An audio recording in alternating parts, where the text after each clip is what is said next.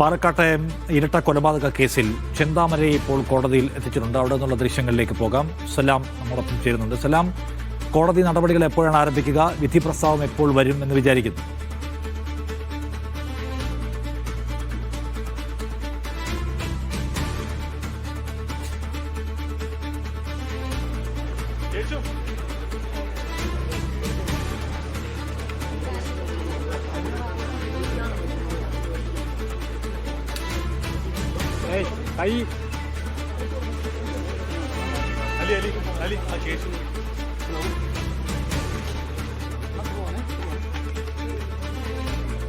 ഒരു കേസിൽ ജയിലിൽ നിന്ന് പുറത്തിറങ്ങി വന്ന്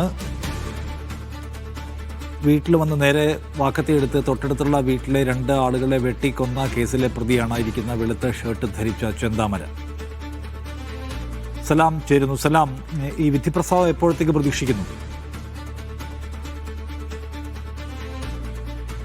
പക്ഷേ അത് കോടതി നടപടികൾ ആരംഭിച്ചിട്ടില്ല. 11 മണിയോട് കൂടി തന്നെ കോടതി നടപടികൾ ആരംഭിക്കും. അല്പസമയത്തിനുള്ളിൽ തന്നെ വിധി പ്രസ്താവം സംബന്ധിച്ചുള്ള വിശദാംശങ്ങൾ നൽകാൻ കഴിയുമെന്നുള്ളതാണ് പ്രതീക്ഷിക്കുന്നത്. കുറച്ച് മുമ്പാണ് പ്രതിയെ കോടതിയിലെത്തിച്ചത്. മുൻവശത്തോടു കൂടി കൊണ്ടുവരും എന്നുള്ളതായിരുന്നു പ്രതീക്ഷിച്ചത്. എന്നാൽ പുറകുവശത്തെ മറ്റൊരു വഴിയിലൂടെയാണ് പ്രതിയെ അങ്ങോട്ട് എത്തിച്ചത്. സുരക്ഷാ പ്രശ്നങ്ങളുണ്ട്, നമുക്കറിയാം. ആ രീതിയിൽ വലിയൊരു ക്രിമിനലാണ്. അതുകൊണ്ട് തന്നെ വലിയ സുരക്ഷാ സംവിധാനങ്ങൾ ഏർപ്പെടുത്തിക്കൊണ്ട് മാത്രമേ കോടതിയിൽ പ്രതി എത്തിക്കാനാകൂ.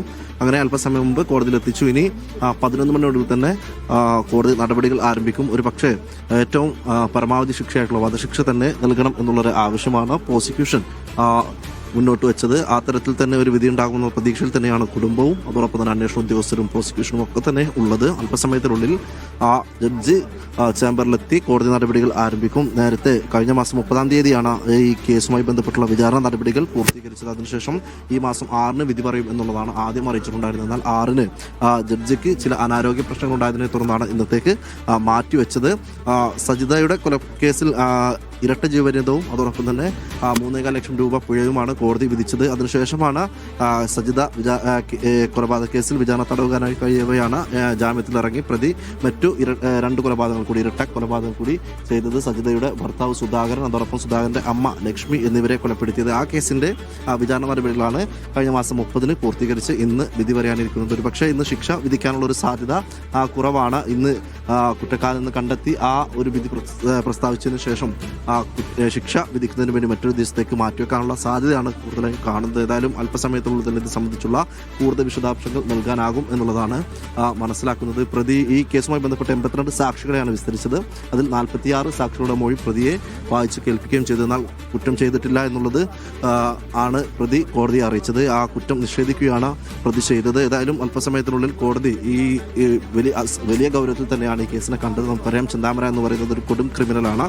ആദ്യം സജിത എന്ന് പറയുന്നത് ഇയാളുടെ ഭാര്യയുമായി ഇയാൾക്ക് പിണക്കമുണ്ടാകുന്നു. ആ പിണക്കത്തിന് കാരണമായി ഒരു നീണ്ട മുടിയുള്ള സ്ത്രീയാണെന്നുള്ളതാണ് ഒരു മന്ത്രവാദി ഇയാൾ കണ്ട് ആ മന്ത്രവാദി ഇയാൾ അറിയിച്ചത്. അതേ തുടർന്ന് സജിതയാകാമെന്നുള്ളൊരു നിഗമനത്തിൽ ഇയാൾ എത്തുകയും അങ്ങനെ സജിതയോട് പക വീട്ടുന്നതിന് വേണ്ടിയാണ് ആദ്യം 2019 ഓഗസ്റ്റ് 31-ന് സജിതയെ കൊലപ്പെടുത്തുന്നത്. അതിനുശേഷമാണ് ആ കേസുമായി ബന്ധപ്പെട്ട് വിചാരണ തടവുകാരായി കഴിയവേ പരോളിൽ ഇറങ്ങുകയും മറ്റു 2 പേരെ കൂടി, സജിതയുടെ ഭർത്താവ് സുധാകരൻ അതോടൊപ്പം സുധാകരന്റെ അമ്മ സലാമാണ് വിവരങ്ങൾ നൽകിയത്. ഇപ്പോൾ നമ്മൾ കാണുന്ന ദൃശ്യങ്ങൾ ചെന്താമരയെ കോടതിയിൽ കൊണ്ടുവന്നിരിക്കുന്നതാണ്. 3 പേരെ കൊന്ന കേസിലെ പ്രതിയാണ്. ഒരു കേസ് വേറെതാണ്. അവസാനത്തെ 2 പേരെ കൊന്ന കേസിലുള്ള ശിക്ഷാവിധിയാണ് ഇപ്പോൾ പ്രഖ്യാപിക്കാൻ പോകുന്നത്. പരമാവധി ശിക്ഷ വേണമെന്ന് കുടുംബവും പ്രോസിക്യൂഷനും ആവശ്യപ്പെടുന്നു.